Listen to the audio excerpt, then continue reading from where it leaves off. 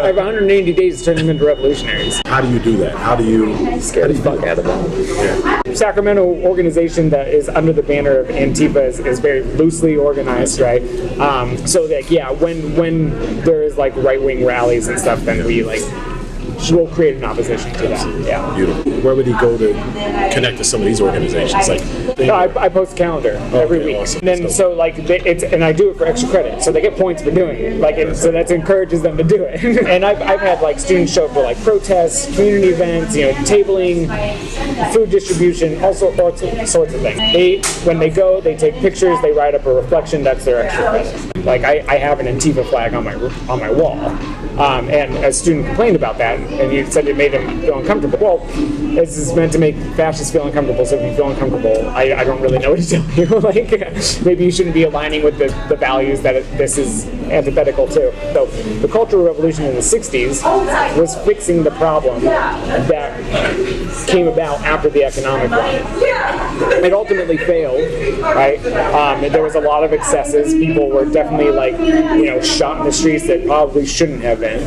Incredibly ugly behavior come out of this city, and you can see a couple of people over there that might be demonstrating that. I have 180 days to turn them into revolutionaries. How do you do that? How do you scare the fuck out of them? Meet Gabriel Gipe. He's a public school teacher paid for by taxpayer dollars at Intercom High School in Sacramento, California. Gipe, who teaches advanced placement government classes, is not shy about his involvement in Antifa's local chapter. He even has an Antifa flag and a poster of Mao Zedong in his classroom. So, it's like my wife and I have been political organizers. I've been organizing since I was 13. Wow. And I've been in a ton of different organizations, and I've been on the front lines, and I've taken a step back and gone back and forth, and my wife is the same way. Is there a local Antifa or chapter? Yes. Okay. Yeah. The Sacramento organization that is under the banner of Antifa is very loosely organized, right? And we have no official member list, right? Yeah. So when there is right-wing rallies and stuff, then we'll create an opposition to that. Yeah. Beautiful. So and Sacramento. As a city itself is incredibly diverse, but we're surrounded by a bunch of right-wing rednecks. And then the other really big organization in our area that, if you're looking to get involved, is NorCal Resist. NorCal Resist does direct outreach for undocumented folks. They help them with material support as well as legal aid and support with the help of National Lawyers Guild. So they work in tandem with each other. So that's why I do political efficacy events, because I want to get them out in the community. I want to get them familiar with organizations that are doing work, what type of work they're doing, how they can be involved, where their passion is, and what they can contribute. Because it's every single one of us can do something. Yeah. I'm not asking you to all be on the front lines, but I am asking you to be involved. And it is so much more than just sharing a tweet or posting on Instagram. Gipe seems eager to get his students actively participating at radical, activist political events.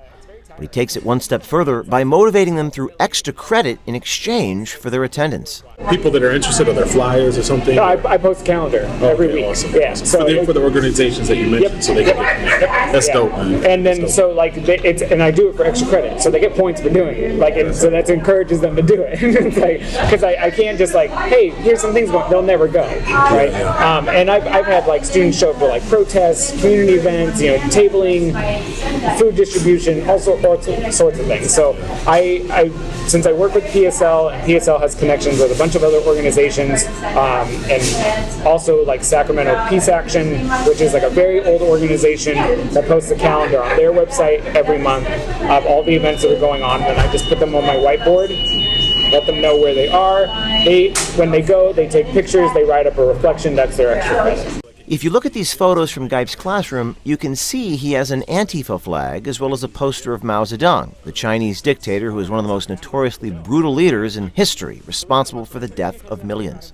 I probably as far left as you can go. So I've gone down those deep, dark rabbit holes where, like, the idea of, like, adventurism and just being like, why aren't people just, like, taking up arms? Like, why? And, you know, we have historical taking up arms, like, against the state. Like, and we have historical examples of that happening and them getting crushed and being martyrs for a cause. And it's like, okay, well, it's slow going because it takes massive amounts of organization. Gipe's radical philosophy is prominent in the teaching in his own classroom. Gipe goes on to say he's not the only teacher at Intercom High School who shares his radical beliefs. Oh, I see. Yeah, because a lot of senior parents at this point have backed off, right? Yeah. So they're just kind of like, well, you can fend for yourself. You know, I know other people in my department who teach like 10th graders who've had like parent meetings, like some, you know, a student who complained about like a pride flag and something they felt uncomfortable. I've had students, you know, during anonymous surveys at the end of the year, comment about the things that I have in my classroom. Like I have an antifa flag on my wall, and a student complained about that, and he said it made him feel uncomfortable, and I addressed it to everyone because I didn't know who it was, and I was like, well, this is meant to make fascists feel uncomfortable, so if you feel uncomfortable, I don't really know what to tell you. Like, maybe you shouldn't be aligning with the values that this is antithetical to. Yeah. We're distracted, bro.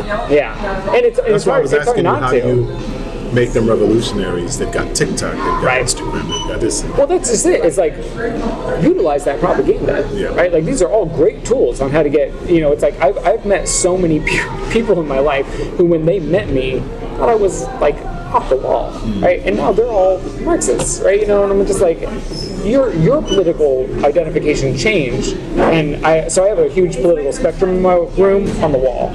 So they take an ideology quiz in their Unit 4, and I put their face, or they have to give me a picture of themselves, and I put it on the wall where they are. Every year, they get further and further left. And I've made them pay attention to where my tack marks are, because I'm like, these ideologies are considered extremes, right?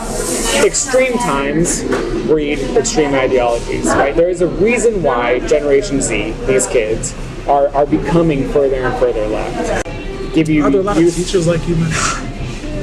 I think there are more than there used to be.